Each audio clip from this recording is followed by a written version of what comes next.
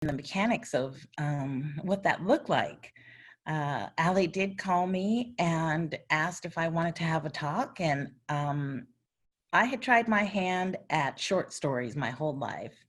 I love writing short stories, but when I started to work with Alli, I got to see the magic of someone who really, really has a talent of creating a story from beginning to end, all the twists and turns that happen, and how her mind works and loops it all together to wrap it up neatly at the very end.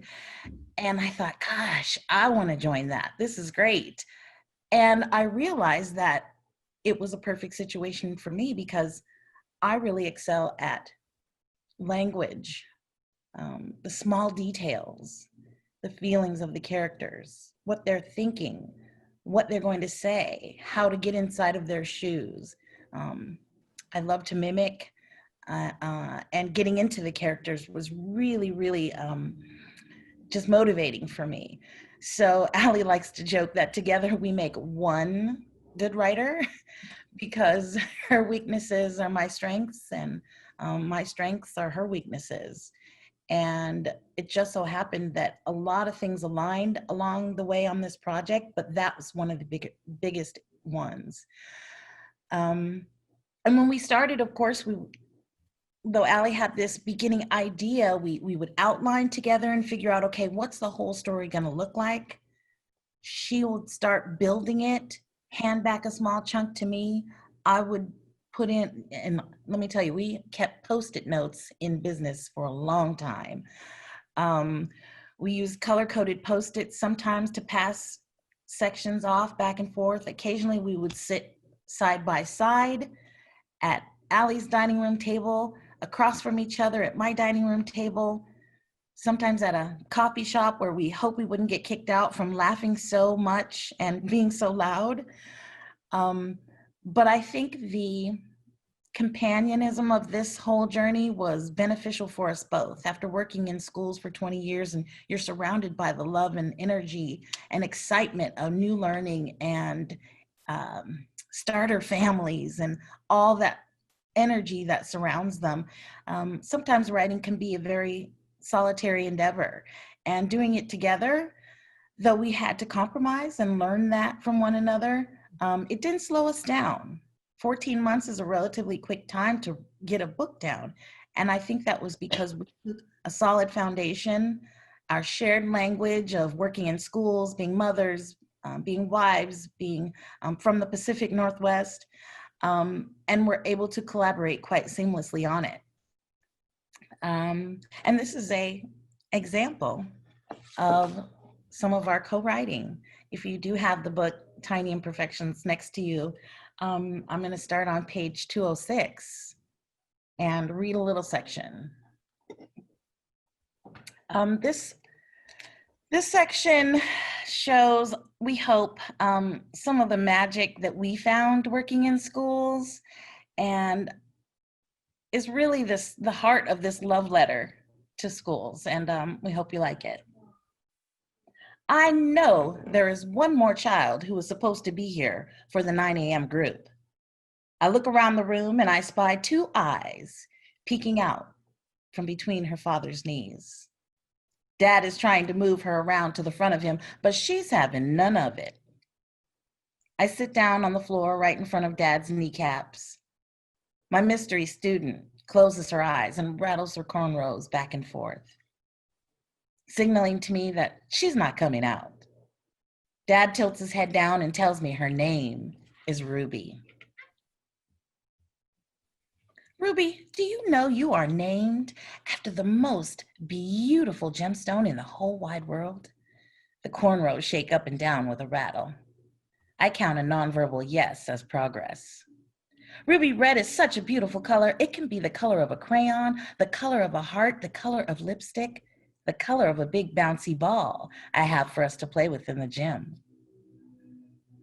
My little sister's name is Opal. It's an ugly color, says Dad's knees. I bite my lip to keep from laughing. Can you hold my hand and show me something in this room that looks like the color opal? I'm not sure what color that is. I slide my hands between Dad's knees, knowing he thinks I'm either a miracle worker or filling him up. Ruby takes my hand and pushes her dad's legs apart to come out and greet me. The emotions that wash over me when this milk chocolate bunny appears are startling. I'm suddenly transported to the day 14 years ago when Etta and I sat in this exact foyer, waiting for our kindergarten visit date to begin. It was her first of many auditions, and Etta could sense my hopes and fears for our future. She refused to come out from under my skirt, so I had to walk with her and the other kids to the playroom, like Mother Ginger and the Nutcracker, since Etta was busy trying to crawl back into my womb.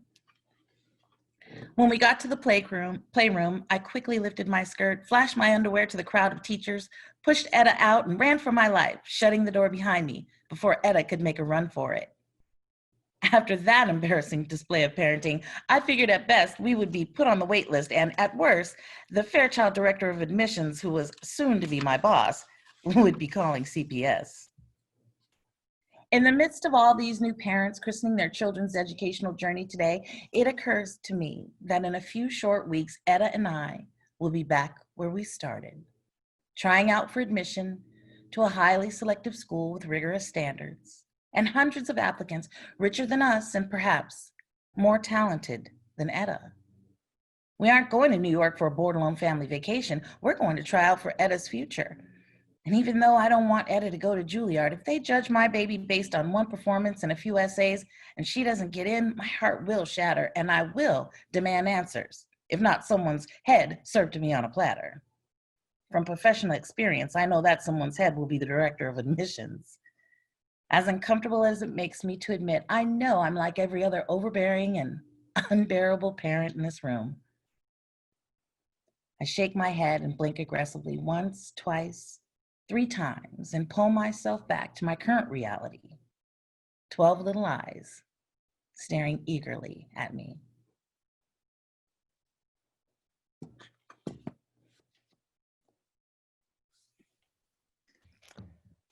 So that's just a little taste of our book, Tiny Imperfections, and a little taste of what it's like to take a 4-year-old, 5-year-old through admissions at a private school. So we'll stop there and pass it on to Amy and look forward to questions later on.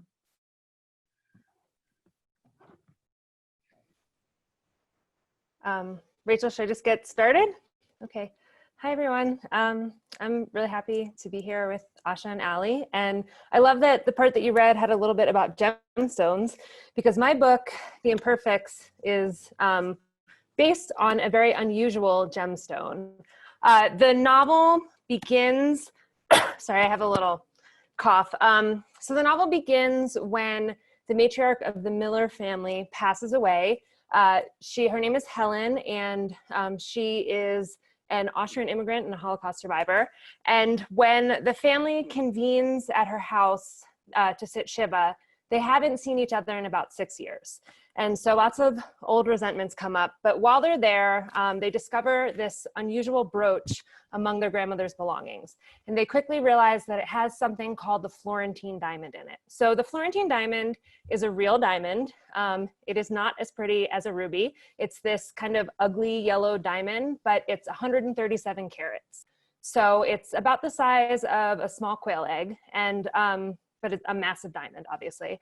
And it went missing in 1918 when the Austrian Empire fell. So the diamond was the premier jewel of the Habsburgs and the Austrian Empire.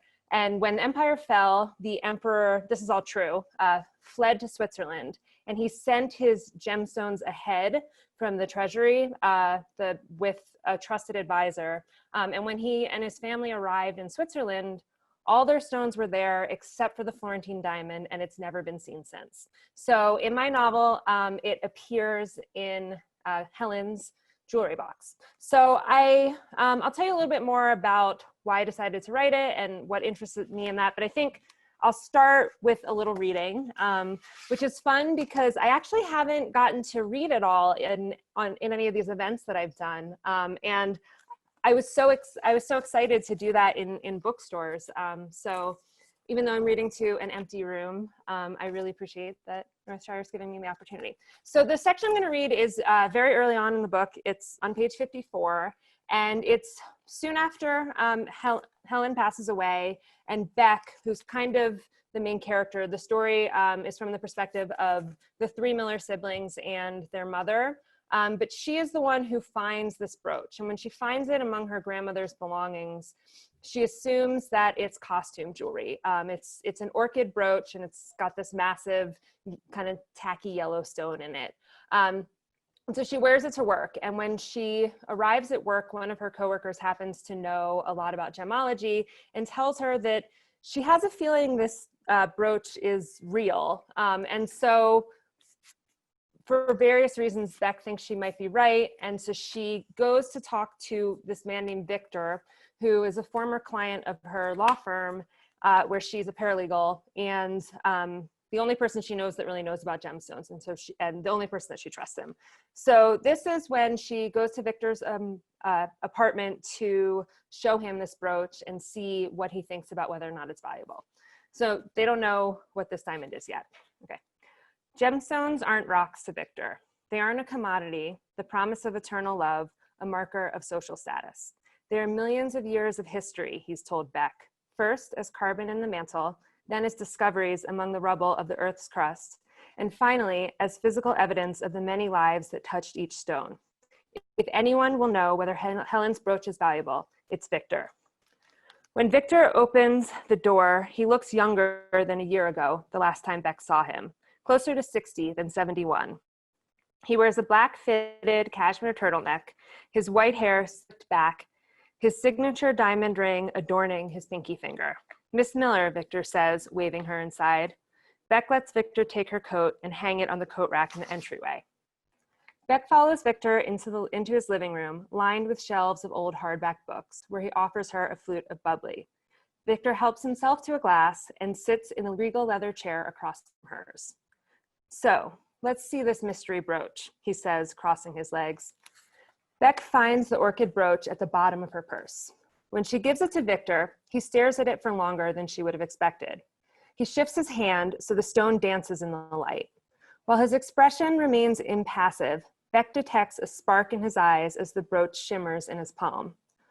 On the coffee table, Victor locates a loop and lifts it to his right eye as he leans toward the orchid brooch. It's a tiny noise, almost imperceptible, but Beck hears it.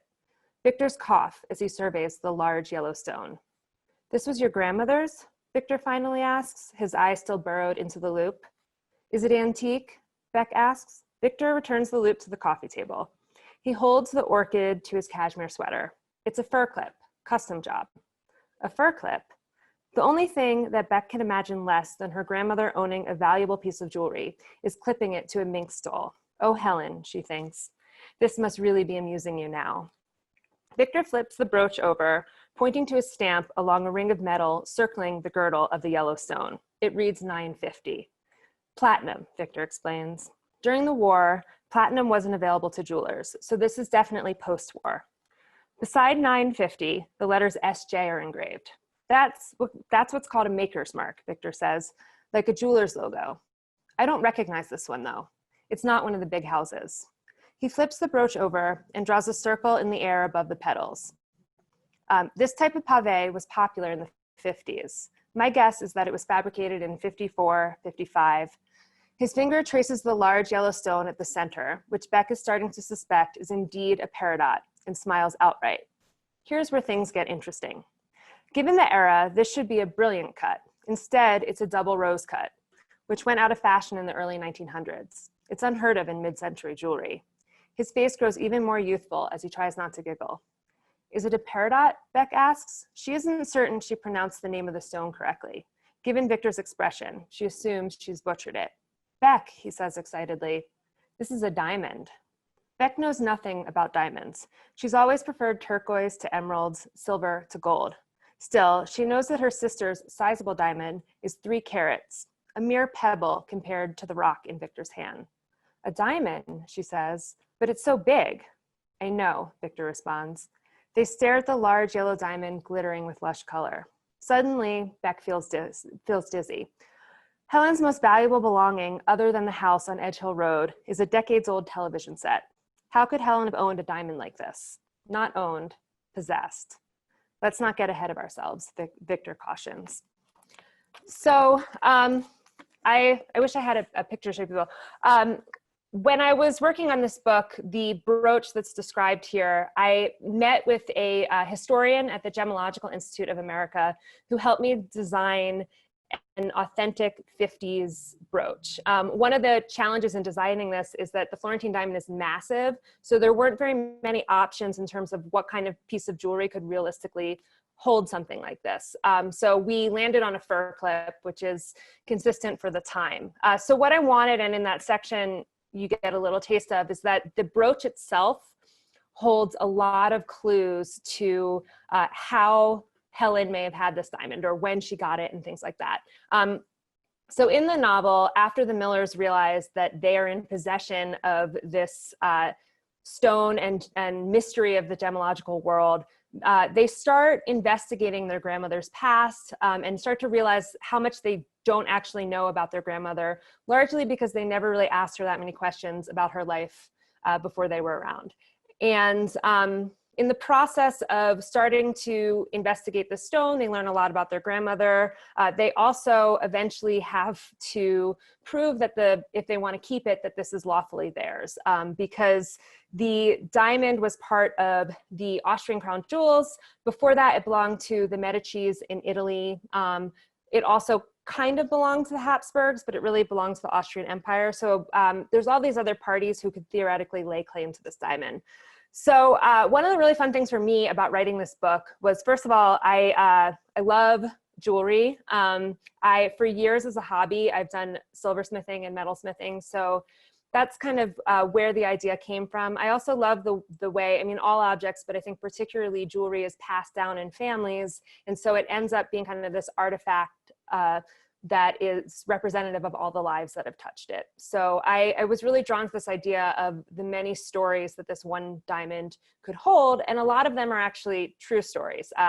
The Marie Antoinette wore this diamond on her wedding day. Napoleon's second wife had it for a while. There's also all of these other crazy rumors about the diamond being cursed. So it just seemed like a really fun venue for writing a story. In addition to getting to learn a lot more about diamonds, particularly these historical diamonds, I got to do a lot of research about history, both World War I and World War II. I also read a lot about cultural heritage law, which the most famous cases are the Nazi looted art cases. And this follows similar law, but it's kind of the opposite, where it's a family that's trying to prove that this artifact is lawfully theirs against countries, as opposed to the opposite that usually happens with these Nazi looted art cases where families are trying to get their jewelry back. So it was, I thought, until I heard you guys talk about your book, that I wrote this pretty quickly. I managed to get it written in about 2 years. And I, looking back, don't know how I did it because it was so much research, but it was a lot of fun. And so the novel has a little bit, I guess, of all sorts of things in it. It has history, it has law, and it has a lot of gemology, but also a ton of family drama, which I enjoy writing about. So I think I'll stop there and let Rachel ask us some questions. So I have some questions prepared for all of the authors, which I'm going to interview them a little bit, but we'll also at some point along the way be transitioning to audience questions. So if you have questions, you can put them in the chat and we'll get to them in a little bit. So this actually is a question that really is about for all of the authors. One of the things that I particularly admire about both of these books is that they really use humor to tackle some pretty hard subjects, both of them. So I was wondering if you could talk a bit about the use of humor in your writing.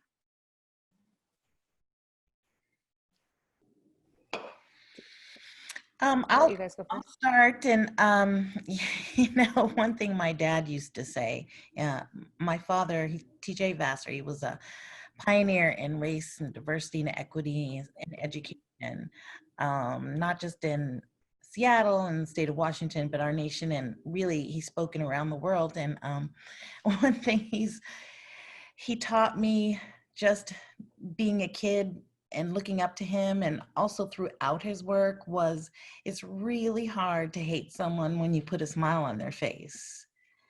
And faced with an adversary, in any way, a person with a contrary opinion or an obstacle, he would often use humor, crack a joke, employ levity to relax the situation.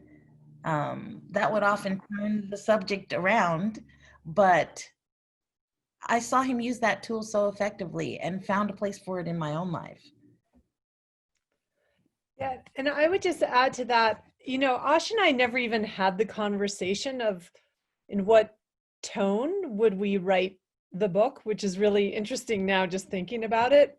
Both of us, our natural inclination is to lead through humor and love and truth, but we've had more conversations in the past 5 weeks about the place of humor and when and how to use humor as our country is going through a difficult time socially. And, you know, right now it is very appropriate that we hear and feel a lot of emotion and anger and upset, and that is the voice for right now.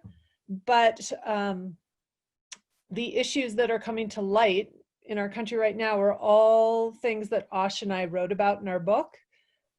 We wrote through the lens of humor, and there will be a time and a place and the right people to, you know, take on wanting to learn more about being a minority in a majority culture. And for us, because we write about private schools, being a minority in a super majority, and to be able to learn through the lens of humor and truth. But it's been really interesting talking about humor at this very hotbed of a time, and when and how is it appropriate. And it's just interesting because it's not something that we made a conscious decision about when we wrote. Yeah, I mean, I think that's really interesting to think about right now what your book can provide. And even, you know, before the protest, when I was just sort of thinking about people stuck at home and COVID and what do people want to read. I've always wanted to write books that I think are a bit of an escape. And I do think at this time, as much as any time, that there's a need for that as well, as a need to be really present. So when, you know, my book definitely deals with, it deals with the Holocaust in part. And so there are definitely some heavy topics, but at the heart, it's a story about a dysfunctional family. And I think the only way that those stories don't end up being melodramatic is if they're funny. And so the title of my book, The Imperfects, it's a reference to diamonds, but it's also a reference to the family. In diamonds, in historic diamonds in particular, diamonds of note, the way that you're able to identify them is through, they don't call them imperfections, they call them clarity characteristics, but through their imperfections, through the things that make them unique from any other diamond. And so I thought that that was a really kind of apt description for a dysfunctional family, or for any family, is, you know, it's the flaws that make us unique. And so I had a lot of fun with the characters in this book, and there's a lot of fight scenes. And again, when they're arguing, if they don't end up being funny, then they end up being, I think, a little bit melodramatic.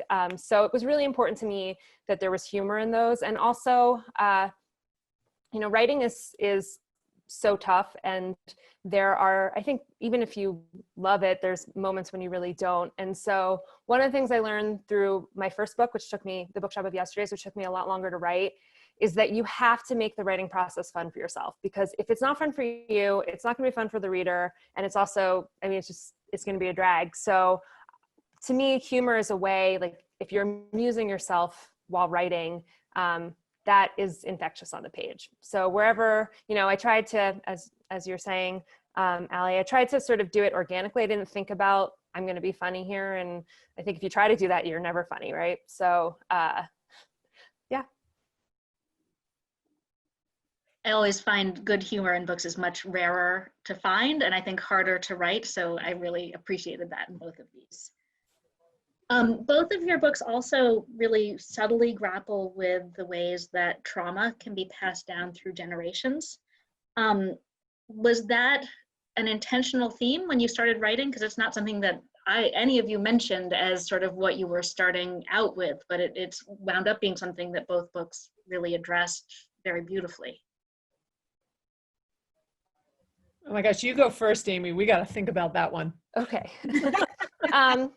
Well, when I started writing this novel, one of the things that I was interested in, and from my first book too, is about the ways in which the past and the stories that we don't tell affect the present. So one thing I was particularly interested with in the Imperfects is what can we learn about the past based on what's left behind? So before I started, I knew that I wanted the book. There's a little prologue set in 1918, but otherwise the entire book is set in the present. And it was important to me that the reader learn about the past alongside the characters. And so I was really interested in this question, and I think it comes from a personal place of, wishing I knew more about older generations of my family and wishing that I had asked when I can still get more answers. It was pretty neat. During my research, I looked on ancestry.com and I found, my family's, some of their like immigration papers and also some census papers. For instance, my dad's grandmother, when she came here, she both changed her name and lied and said that she was from Germany, not Hungary. And that was on the census. And so now, according to the, artifacts of history, she's German, not Hungarian. And I found that really interesting. I mean, I guess it's a little side note from my book, but just the way in which there are certain things that get buried by official histories as well. So I guess I wasn't starting from a place of trauma necessarily, but certainly thinking about how the stories that older generations can never tell will affect the present. And so invariably that I think often ends up having to do with some sort of tragedy. At first I wasn't planning on writing at all about the Holocaust or a Holocaust survivor, but I was writing about Austria, around like the post World War I, and then in thinking about like the 1920s and 30s. And then I was thinking about more present day America. And it seemed to me that if I had an Austrian immigrant who was coming over during that time and was also Jewish, that I was really skirting something by avoiding the Holocaust. And so once I committed to that, it was hard. I read a lot of stuff. I don't want to say exactly what, because I don't want to spoil any of the secrets in the story, but I learned, I learned a lot about one of the camps, for instance, that I didn't really know anything about. And so I think I used that to kind of inform the character's response, because they didn't really know about it either.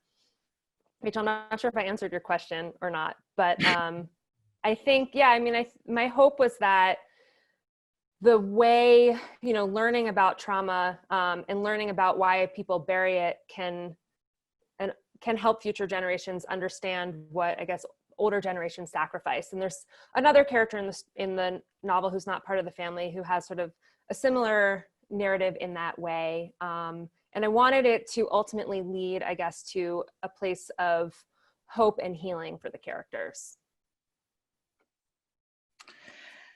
And I would say in our book, there is, there's this generational story of 3 Black women living together.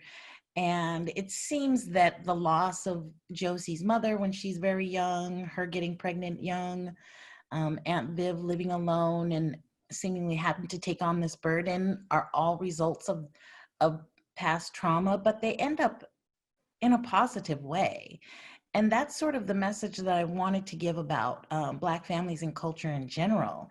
There have been generations and hundreds of years of trauma, but making it to this point and having a blended family is not anything to bemoan. It's a very common occurrence.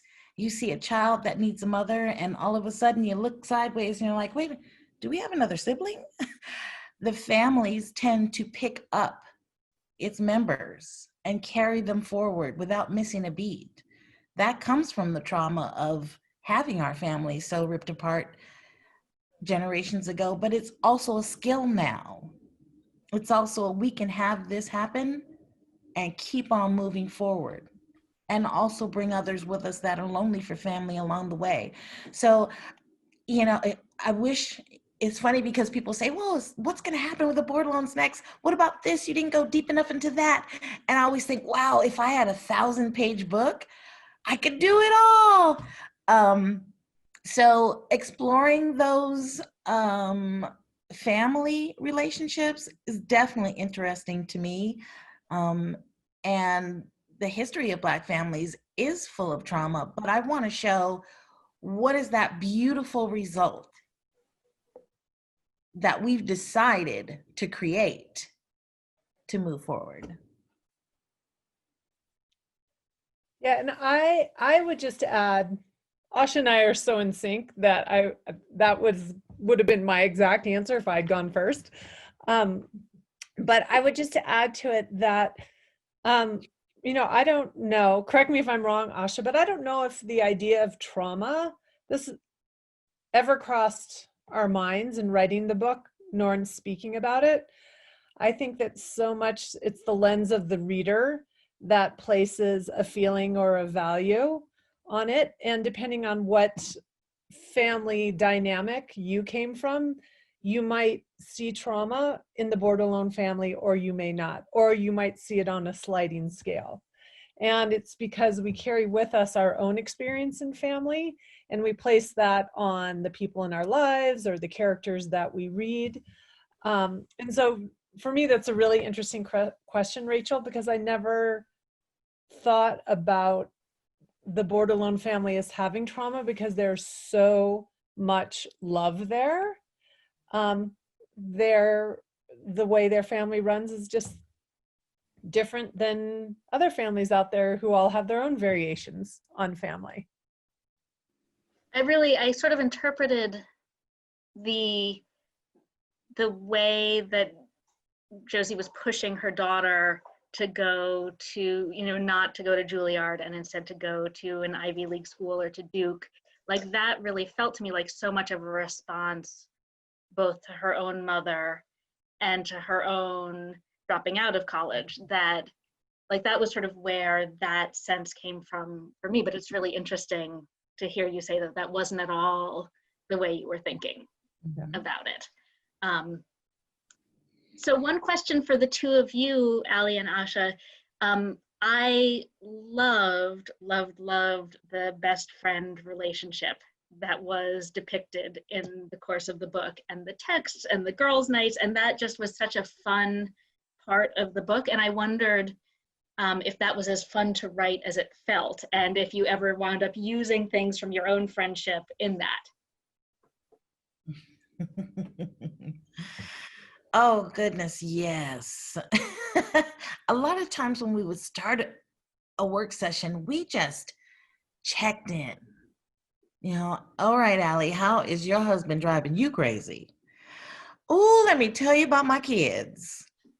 Girl, there's a sale on shoes down at Nordstrom Rack. I mean, whatever it is, that connection was very important before we started to the real work of writing.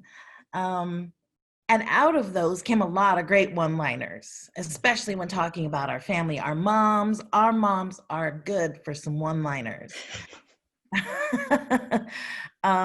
So they were very instrumental in helping us develop Aunt Viv. And yes, they, I was at least coming out of a time when raising kids was my entire focus. My boys are a bit older now. They're 22 and 18.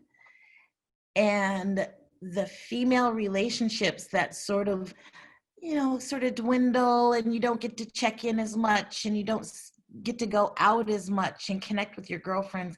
I missed it so much. So jumping into this with Alli was like, wow, it's me and you. Let's create some new friends, and let's see what they'd say.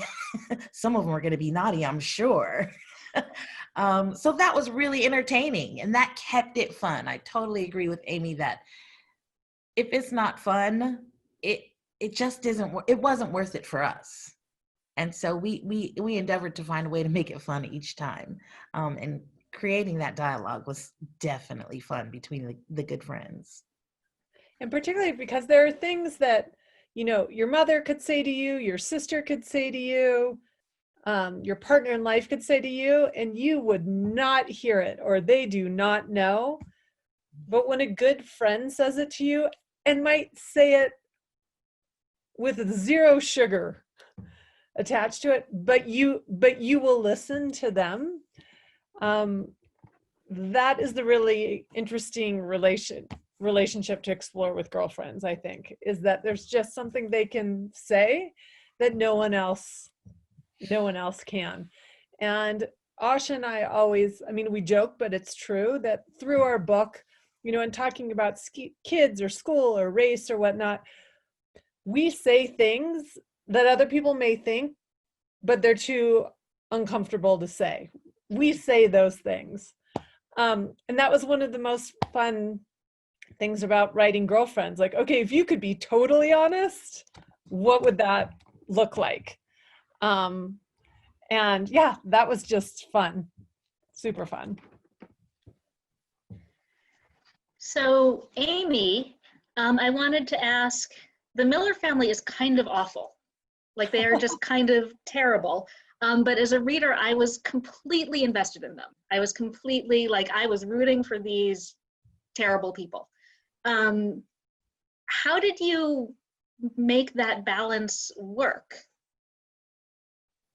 Well, I think it's because, so, you know, it always makes my like heart sink a little bit when people are like, I didn't like any of the characters, because I kind of love all of them. I mean, they're all like, so the mom, for instance, Deborah, she's not anyone I would ever want to have as my mother. I mean, she was a bad mother, and she's also very flaky, but she's, you know, she's really into tarot cards, and she's just wacky in a way that I find really fun to read about, even if I wouldn't necessarily, I think maybe I'd like to know her, but I'd like her to be the person who, like, if I went on a juice fast, which I would never do, to make my juice fast. I mean, to make my juices.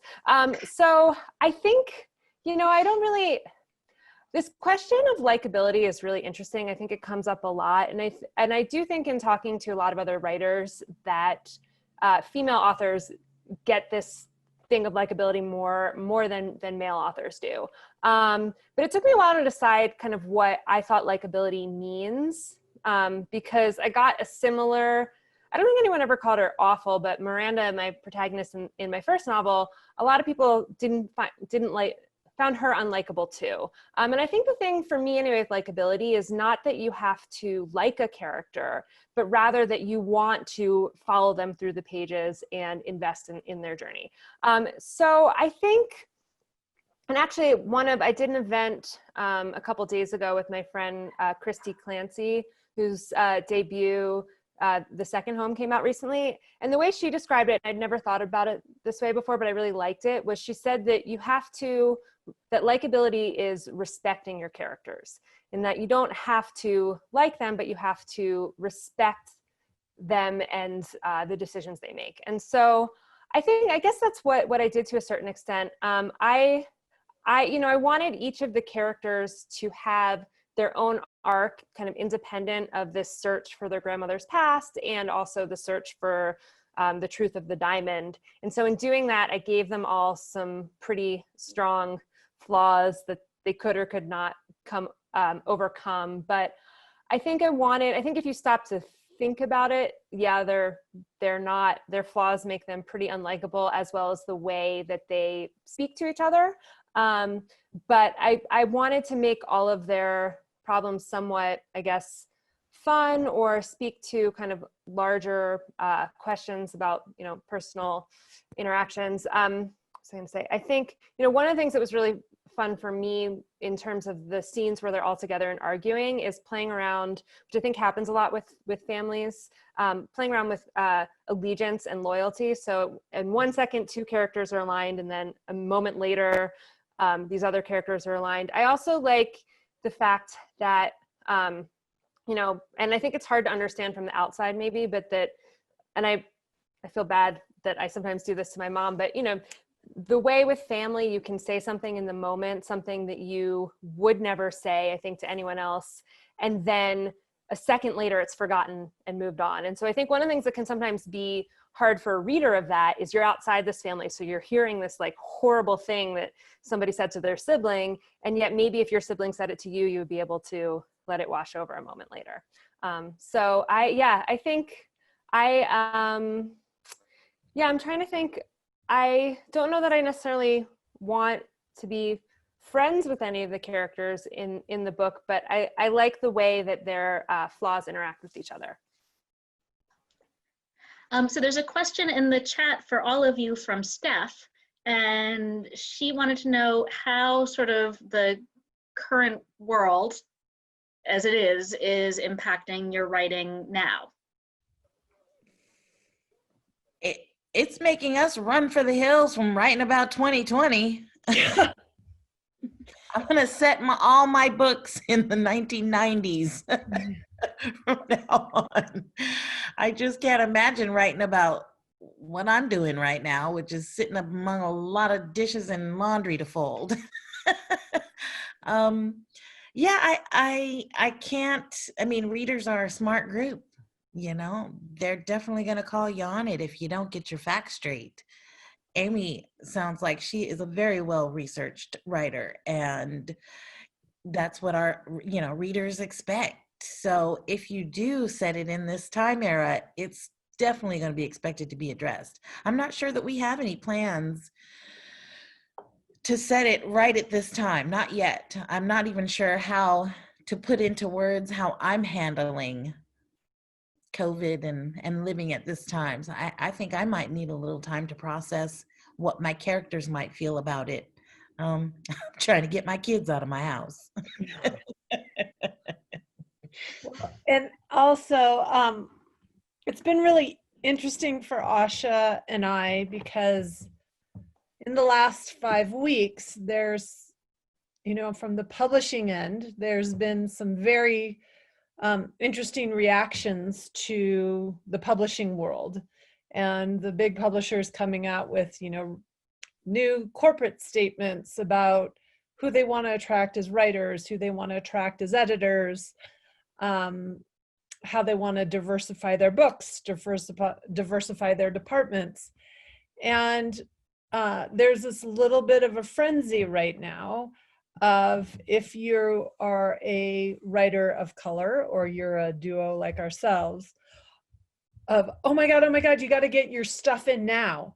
Like, there's going to be this massive onslaught of manuscripts written by people of color, and so you better get yours in now too, as if the idea is then it's going to fill up and there won't be any more room. And there's nothing worse than feeling like you have to write under stress.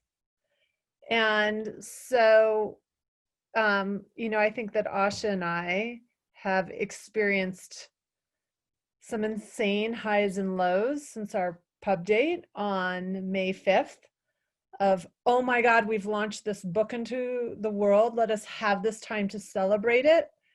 And then within 10 days, like, oh my God, you have to get done with your next book and what you're going to do. And your proposal needs to be done and it needs to get to us. And we have to get out to the editors and we got to get to the publishing houses. And this like heightened sense of urgency when we're already all, in sort of an exhausted state of figuring out how to pivot and put a book out into the world in COVID. So it's an anxious time to try to be creative. And Asha and I don't have the energy of 20-year-olds anymore. So, we've collectively had to at different times kind of scrape each other up off the floor and be like, well, that didn't work. Now let's try this idea. Now try this idea. So it's a curious, interesting time to be a biracial co-authorship with a book that's come out about all the things that the country's hovering around. And then our fabulous agent looking at us like, okay, what's next? What's next? We're like, ah.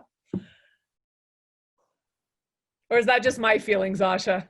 And you're fine. No. You know the answer to that. I answer every single one of your calls with the same, ah! Yeah. we're a good balance of I'm definitely more the nail biter, and Asha brings down the tone of like, we're gonna be all right. We're gonna be all right. Yeah, I think it's interesting to think about writing about this time. I feel like, I mean, I'm not trying to at all, but I think it's good while something is happening to monitor the, you know, emotional response to it. But you can't really write, I think, you know, about either COVID or the various protests and racial change until you have a little retrospect and see, you know, not only just what happened, but what happened afterwards. So I think it would, and also with books, you know, even it sounds like you two had a pretty quick experience. It's still several years. So I think in general, it's a bad idea to chase a moment as a writer, and particularly one that's as complex as right now.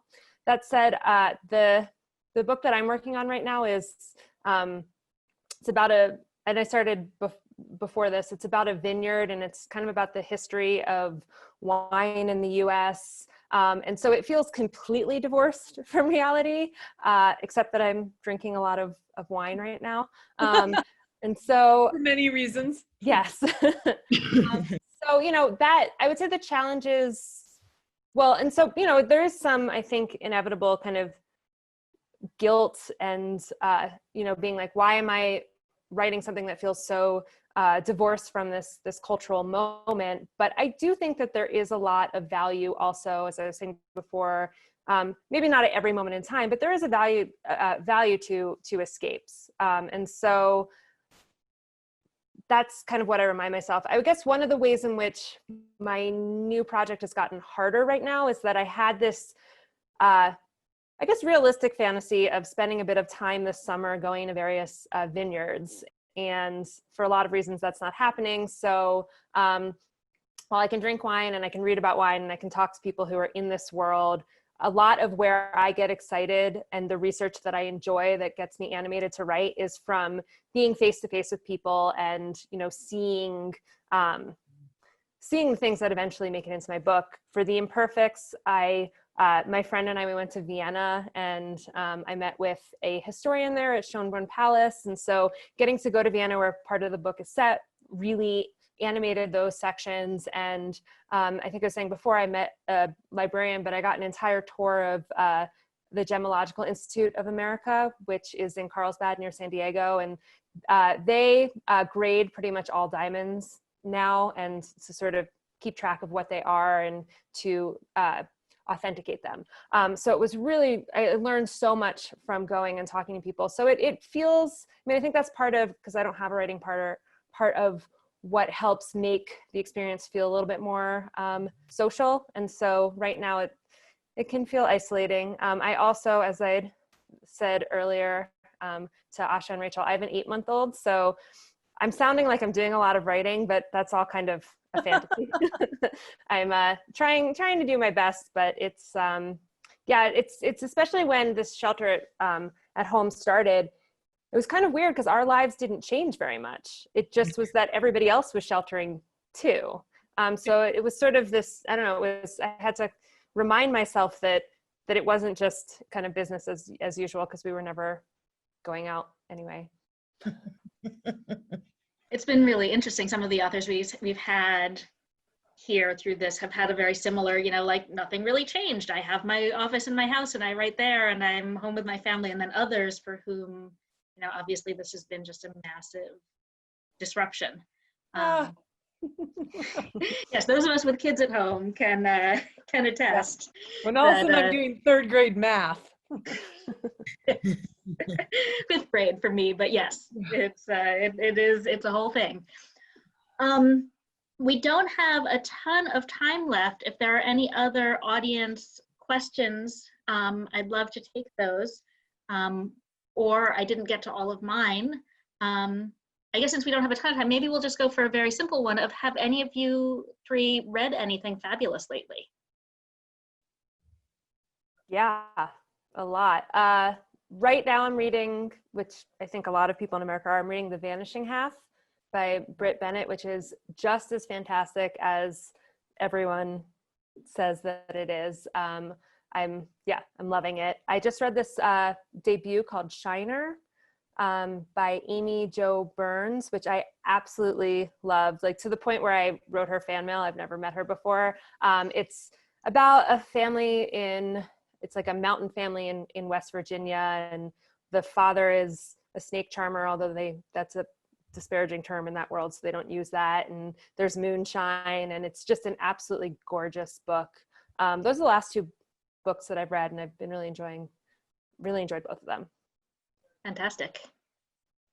I am a big fiction reader, but mostly sci-fi and fantasy books. I grew up reading comic books with my dad, and continued that until now. I just finished Smoke Bitten by Patricia Briggs, which is part of a series. A lot of the books I read are parts of series, and I just dig that so much. I love series writing. So I'm going to try next to start Alexa Martin's series, her playbook series. It starts with the book called Intercepted. And I've just picked up Sharina Harris's book, Imperfectly Happy. There's this imperfection theme going throughout some titles, and I've been fascinated by it. So I picked up, she's a debut author, a Black woman, and I've just started that one first. I think I'm about to tie up my entire COVID experience by saying I've read a lot and I remember little. But I will say some choices that I've made. So number one, I've had to go back in some particularly trying times in the past couple of months and read some of my favorite books just for a level of familiarity and comfort. So I actually did go back to my two all-time favorite books, and one is The Power of One, and one is A Fine Balance. And I don't know why I needed that comfort. They aren't particularly uplifting books, but they are remind me of such interesting and different times in my life. So I reread those. Then I've been reading a lot to kind of remind myself of the genre and see what's out there that, is in our cross-section of women's fiction and rom-com. And then I've also been really interested in, this whole debate about who gets to write what type of character and who gets to get away with it and who doesn't is really interesting to me. And, watching the whole drama around American Dirt was fascinating to me, and reading that and taking that all in as an observer. And actually on the heels of American Dirt, then turning and reading A Good Neighborhood, which was a very good book, and is predominantly Black characters, and is written by a blonde-haired, blue-eyed woman in North Carolina. And is so interesting to me, like, well, why did she not get the same questioning or treatment or concern as American Dirt?